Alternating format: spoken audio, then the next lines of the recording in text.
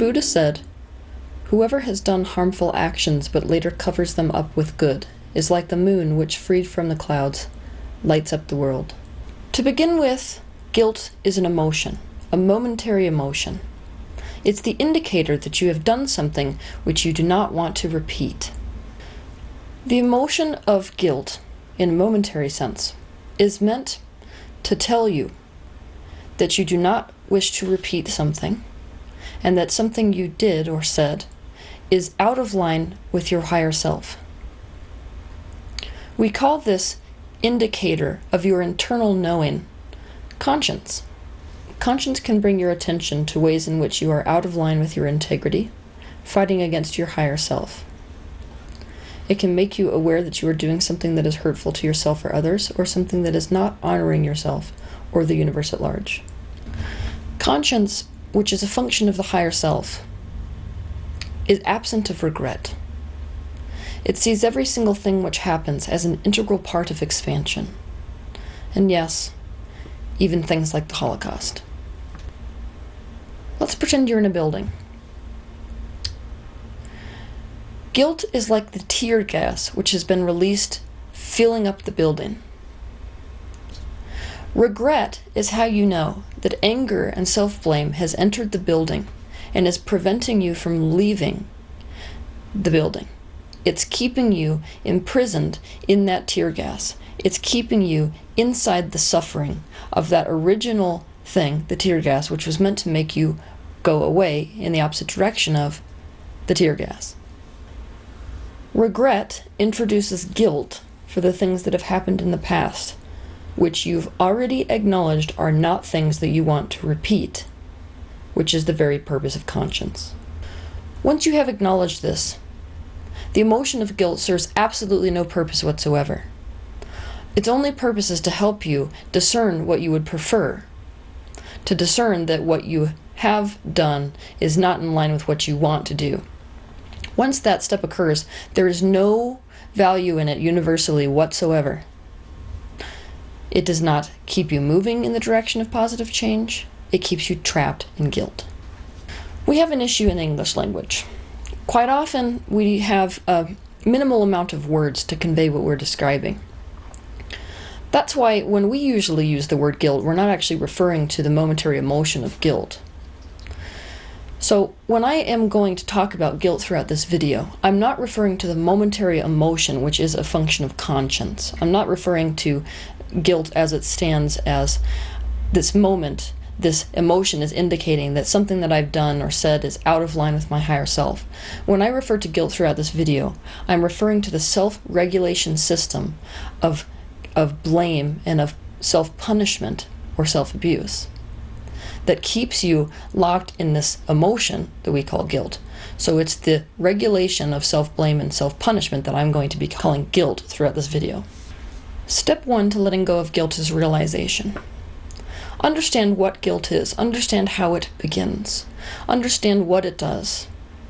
You have to have the realization that it is causing harm and not good before you are able to release guilt.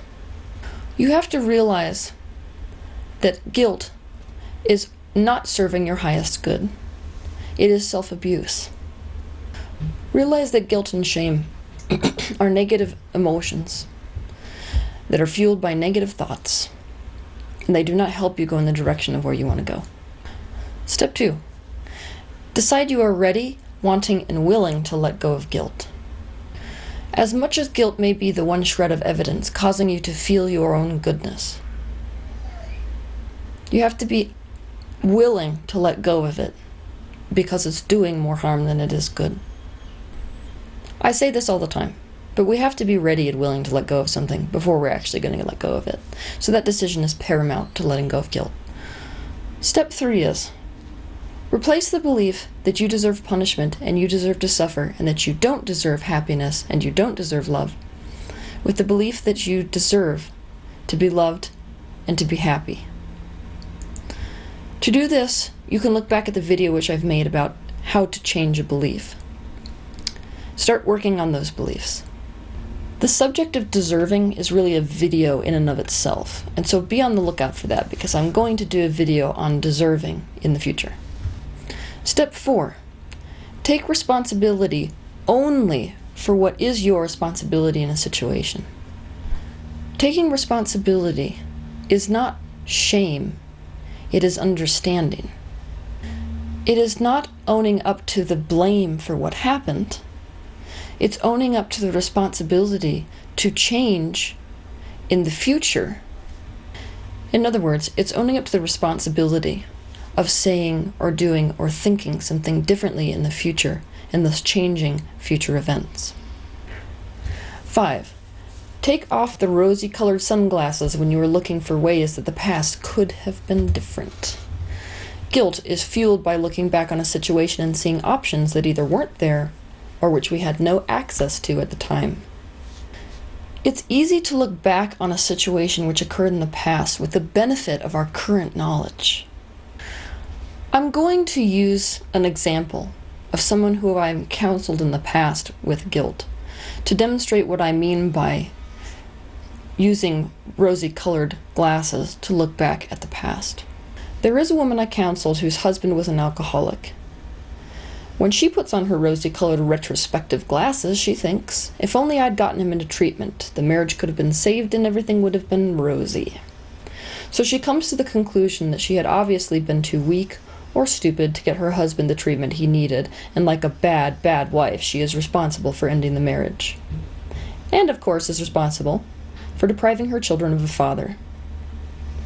Here is what her rosy-colored retrospective glasses will not let her see. 1. She didn't know that her husband was an alcoholic until they'd been divorced for several years. She just thought that he drank a lot. 2. Even if she had known, her husband would never have consented to treatment at that time. In fact, his willingness to undergo rehab several years later was in no small part due to the fact that he had lost his entire family. In other words, he had to go through this journey on his own at his own pace in order to be ready to release his own pain. Her leaving might have actually saved his life.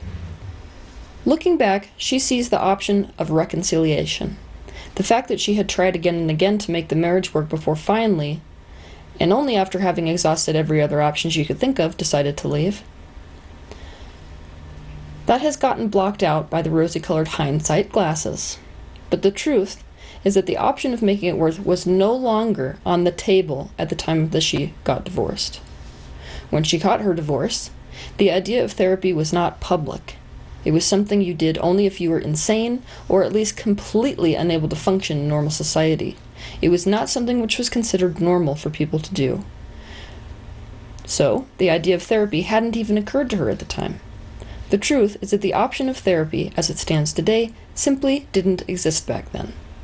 She is feeling guilty for not choosing options that weren't actually there at the time. She is holding herself responsible for knowing what she didn't know. No one can win with those expectations. The bar is literally unreachable. This is the perfect breeding ground for guilt.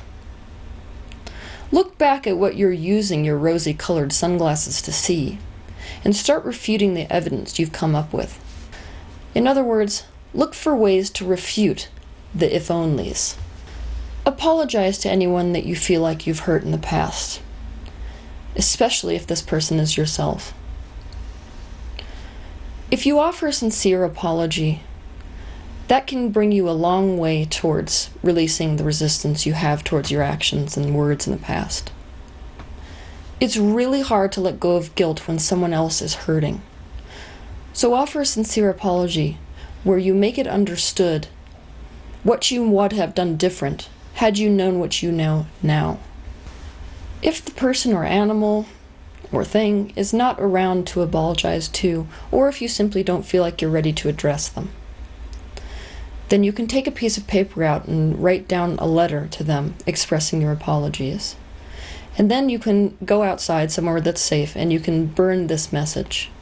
And as you watch it burn, you can reaffirm to yourself, I am ready to let go of this self-punishment and self-blame and move in the direction of something that's different.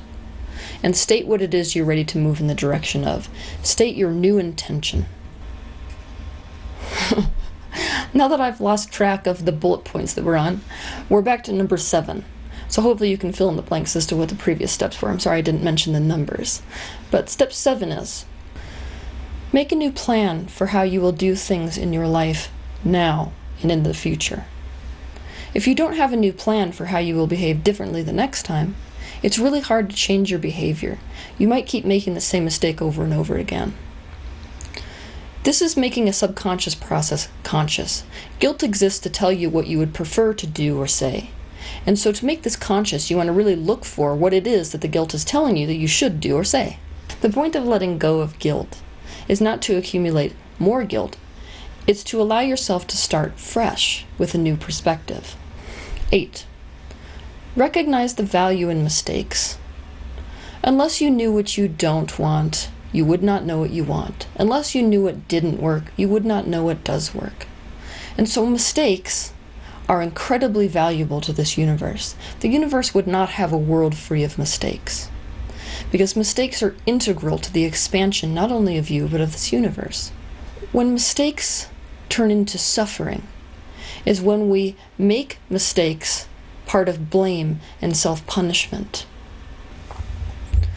We introduce shame and self-punishment into the equation of a mistake instead of understanding and taking it as a lesson. 9.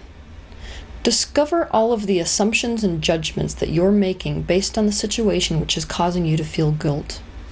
A lot of times our extreme negative emotion has more to do with the judgments we make about ourselves based on what we feel guilty for than it does the actual guilt. What I mean is this. You could be a person who has stolen something. Now, stealing something, you could feel that momentary pang emotion of guilt, which is causing you to know that stealing things is out of line with your higher self.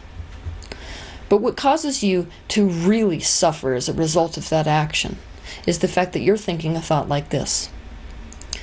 People who steal things are bad people. I have stolen something, which means that I am bad. So the belief that I am bad is really what's causing you that extreme negative emotion. So try to figure out what assumptions and what judgments you're making based on the guilt which you are experiencing given what you have said or done, and take time to shift those beliefs. Those judgments and assumptions about yourself really keep you completely prisoner to the circumstance. They don't allow you to change. We may have done bad things, we may regret them now, and we may vow never to repeat them. But doing those bad things does not mean that we inherently are bad. A person's actions are different than who they really are. 10. Guilt is the opposite of self-love. So what should we do if we're trying to dissolve the vibration of guilt? Come up with ways to reinforce the vibration of self-love. Guilt makes us a match to doing more things and meeting more people who reinforce guilt with us. So, what do you do when this self-abusive ego is running the show with guilt? Show yourself love and care and discover how to be your own friend. Look inward and see that you are in need of loving kindness yourself. Counter that self-hate with self-love, whatever that might look like to you. That might look like taking a bath, writing affirmations, doing some mirror work, watching a movie that makes you feel good about yourself, or doing a self-love visualization. If we have problems showing our self-love, it's because we don't think we deserve it. Humans have a problem thinking they deserve anything, because we've been taught that to deserve is to be entitled. So it's understandable if you're trying to show yourself love and you have felt guilty for doing something, that it sort of feels like you're rewarding instead of punishing the bad deed that you have done. But this is not the way that the universe works vibrationally. If you're able to work yourself into a vibration of self-love, you can't do anything. You can't even be inspired towards anything that would cause you to feel guilt or cause you to cause harm on anybody else. So getting yourself into the vibration of self-love is paramount in terms of not making any mistakes that you might feel guilty for later. Step 11. Ironic number, don't you think? Step 11, which is the last step, is to forgive yourself. Understand that every person on this earth always makes the best decision they can, given the perspective, information, and knowledge that they have from where they are. In other words, Everyone does what they think is right in the very moment. Because of the way that we are societally told to punish ourselves, we hold guilt for choices we made, given options that did not exist at the time. You cannot judge your past self based on today's expanded perspective. You also can't love yourself and not forgive yourself at the same time. You can't have a happy life and not forgive yourself. To expect to live a happy life while you're holding yourself a prisoner to guilt is the same as saying, no, it's possible to be happy even though I'm beating myself up every day. Forgiveness is the practice of making peace with where you are, thereby releasing you from the bondage which is keeping you from moving forward and from happiness. In true forgiveness, the negative emotion no longer exists.